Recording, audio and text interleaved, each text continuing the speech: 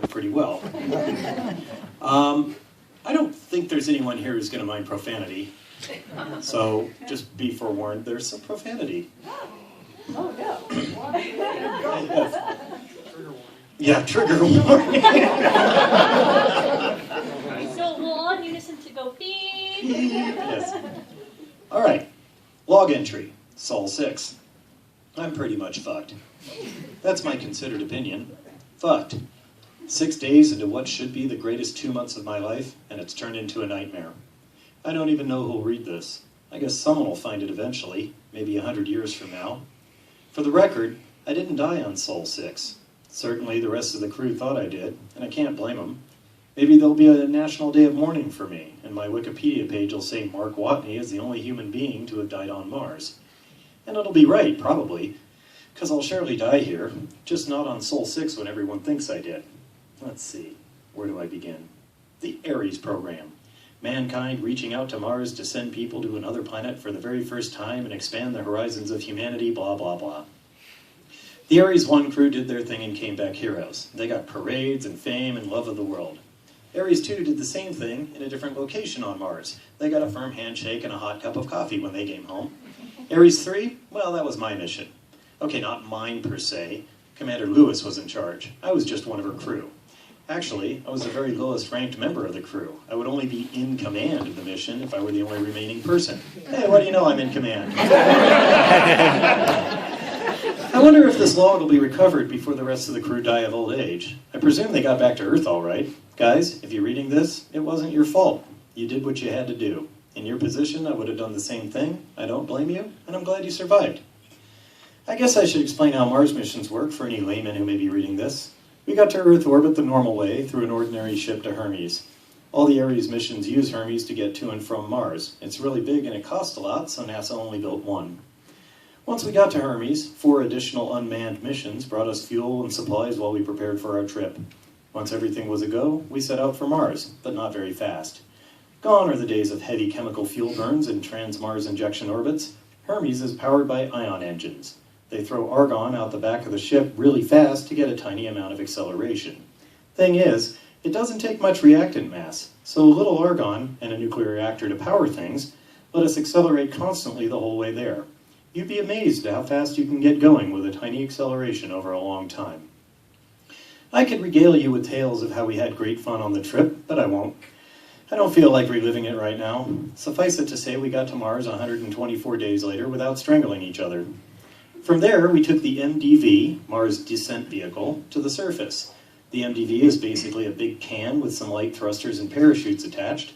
Its sole purpose is to get 6 humans from Mars orbit to the surface without killing any of them. And now we come to the real trick of Mars exploration, having all of your shit there in advance. A total of 14 unmanned missions deposited everything we would need for surface operations. They tried their best to land all the supply vessels in the same general area, and did a reasonably good job. Supplies aren't nearly so fragile as humans and can hit the ground pretty hard, but they tend to bounce around a lot.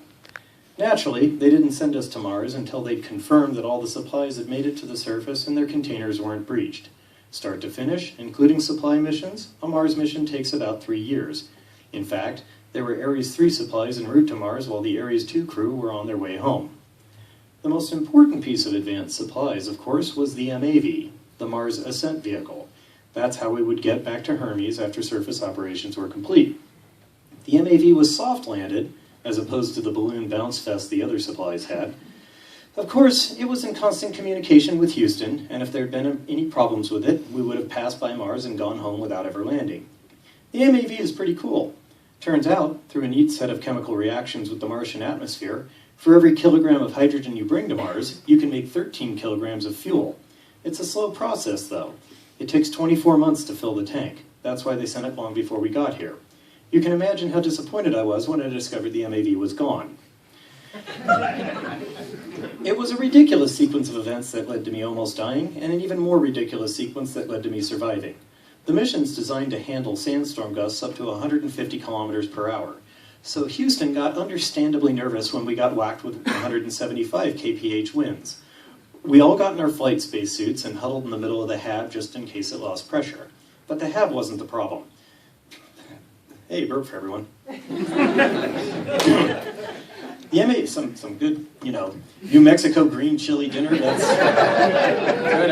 I'd never had it before until he took me out to dinner last night, so I had it again tonight because I'm like, gotta get it while I can.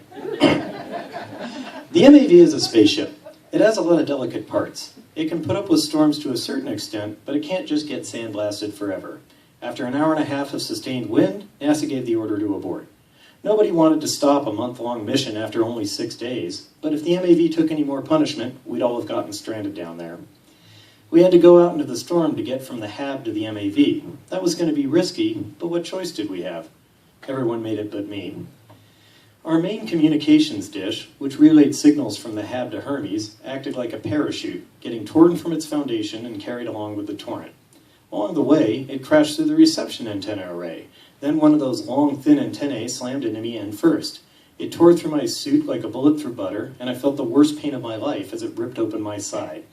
I vaguely remember having the wind knocked out of me, pulled out of me really, and my ears popping painfully as the pressure of my suit escaped.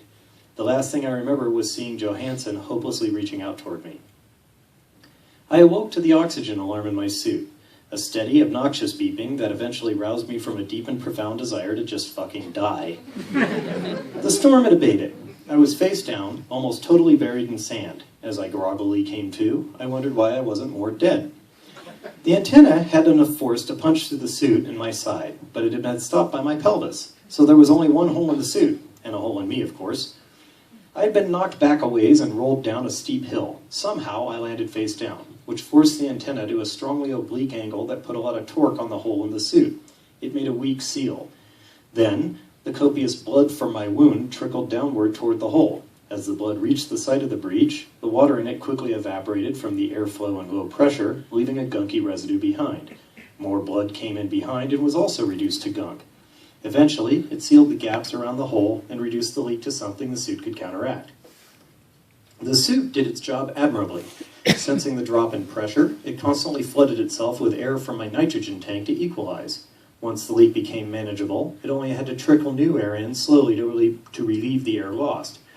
After a while, the CO2, carbon dioxide, absorbers in the suit were expended. That's really the limiting factor to life support. Not the amount of oxygen you bring with you, but the amount of CO2 you can remove. In the HAB, I have the oxygenator, a large piece of equipment that breaks apart CO2 to give the oxygen back. But the spacesuits have to be portable, so they use a simple chemical absorption process with expendable filters. I'd been asleep long enough that my filters were useless. The suit saw this problem and moved into an emergency mode the engineers call bloodletting.